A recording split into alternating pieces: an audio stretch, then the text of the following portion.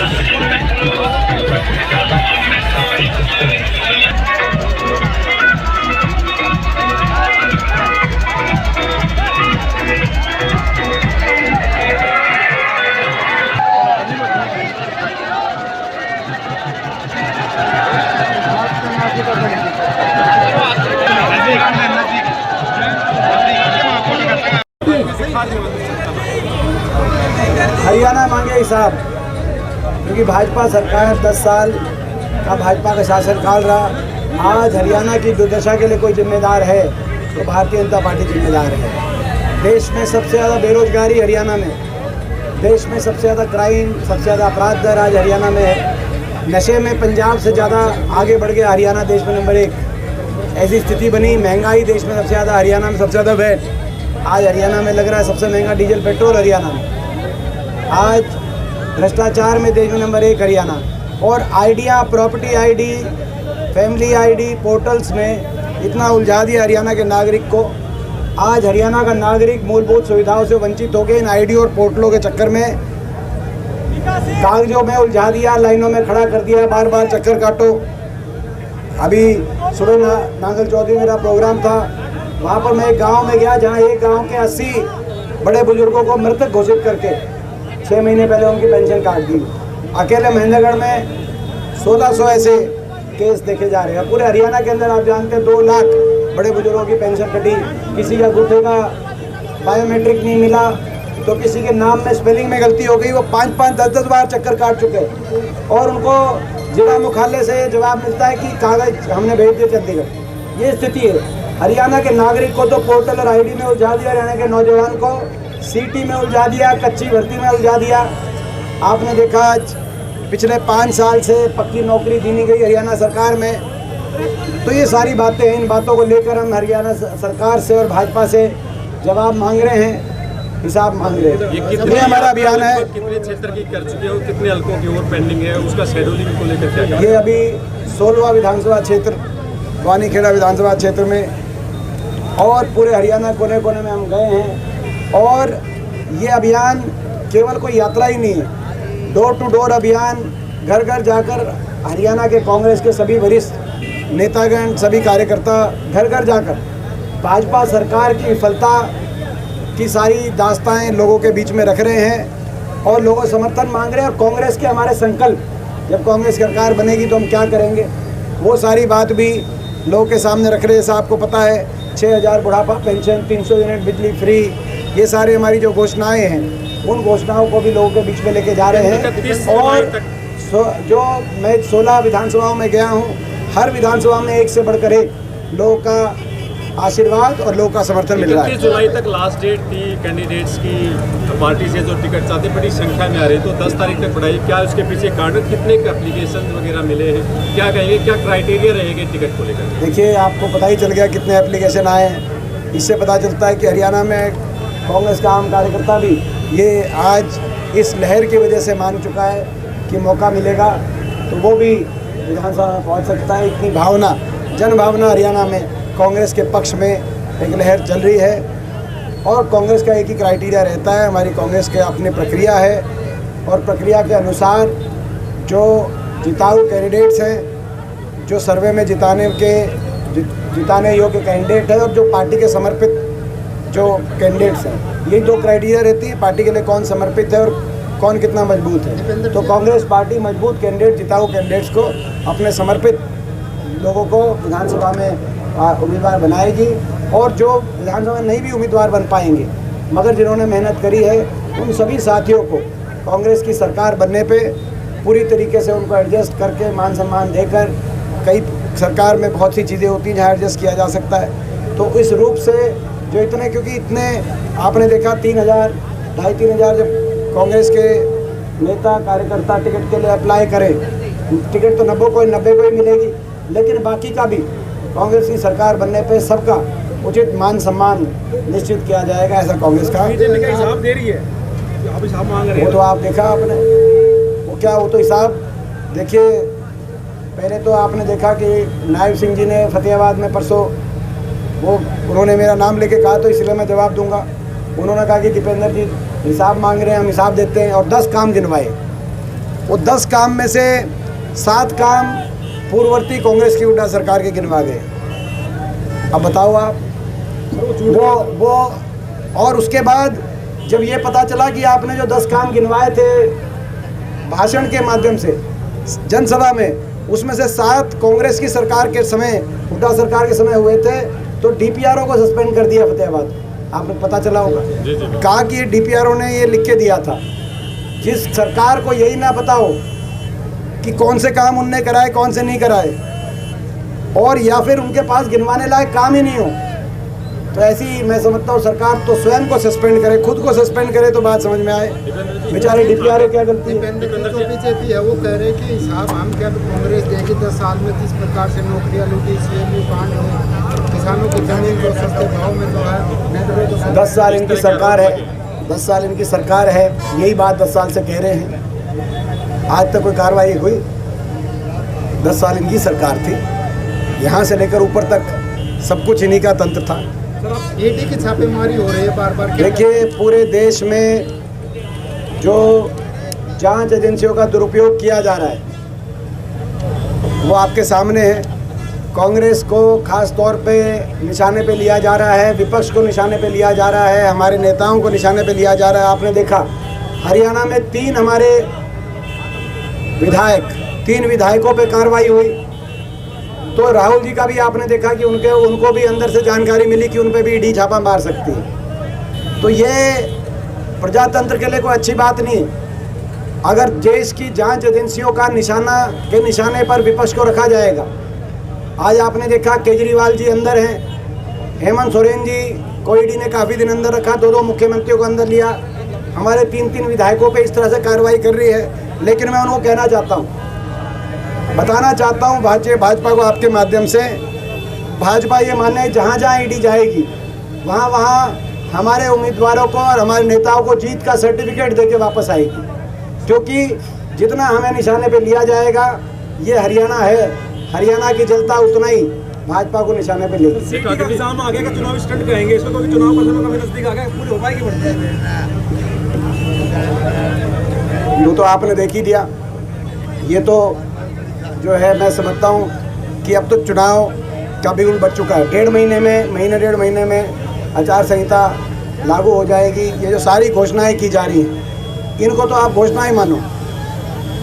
क्या गया 40% देश का बजट 2 ही प्रदेशों में, यूपी और गुजरात, 40%, जहाँ जिन प्रदेशों से मात्र 3 खिलाड़ी गए हैं ओलंपिक में, और जिस प्रदेश से देश के 25% खिलाड़ी गए हैं, वहाँ मैं नहीं कहता हमें गुजरात या यूपी से कोई द्वेष नहीं है, वहाँ आप इतना अच्छा बजट दे रहे हैं, हमें कोई द्वेष नहीं, हमारा दिल बड़ा है। लेकिन जो प्रदेश आपको 50% मेडल दिला रहा है, जिस प्रदेश से 25% खिलाड़ी आपके जा रहे हैं हर टीम में, तो उस प्रदेश को आपने बजट दिया ही नहीं। खेलो इंडिया में ये कहाँ का न्याय है? और क्या हरियाणा की सरकार इस बात का कुछ कह नहीं सकती केंद्र सरकार को कि इतना अन्याय, इतना घोर अन्याय हरियाणा का हो रहा है? मैं मानता हूँ गुजरात में और उत्तर प्रदेश में मैं मानता हूँ बीजेपी की सरकार है, लेकिन हाल फिलहाल तो हरियाणा में भी बीजेपी की सरकार है, चाहे 1.5 महीने बाद जाने वाली है, लेकिन ये बजट तो देना चाहिए था। अंतिम सवाल है, इनेलो और जेजेपी का क्या भविष्य है? मानते हैं इनेलो बीएसपी के साथ गठबंधन भी कर चुकी है। देखिए इनेलो का और जो है, जहाँ तक जेजेपी की और इनेलो की बात है, मैं समझता हूँ उनका जनाधार प्रदेश में कोई बचा नहीं, क्योंकि भाजपा की बी टीम के रूप में भाजपा के इशारे पे ये पार्टियाँ सारा काम करती हैं। आज हर आदमी इनकी वास्तविकता जान चुका है। कांग्रेस के कांग्रेस के गठबंधन किसी पार्टी से? हमारा लोगों के साथ गठबंधन है। कांग्रेस का गठबंधन हरियाणा के 36 बिरादरी के साथ है। आपके प्रोग्राम में से शैलजा की फोटो गायब है, आप देखो आपको आपको जानकारी नहीं, इधर आओ देखो, आप सबके फोटो, ये हमारी गाड़ी है, सबके फोटो, आपको जानकारी नहीं है। आज के युवा को सीएम देना चाहते हैं, आज के जो युवा सीएम देना, आपकी क्या राय है? सीएम हरियाणा के कोने कोने से एक ही आवाज आ रही है, भाजपा की सरकार जा रही है और हुड्डा साहब के नेतृत्व में कांग्रेस पार्टी की सरकार आ रही है।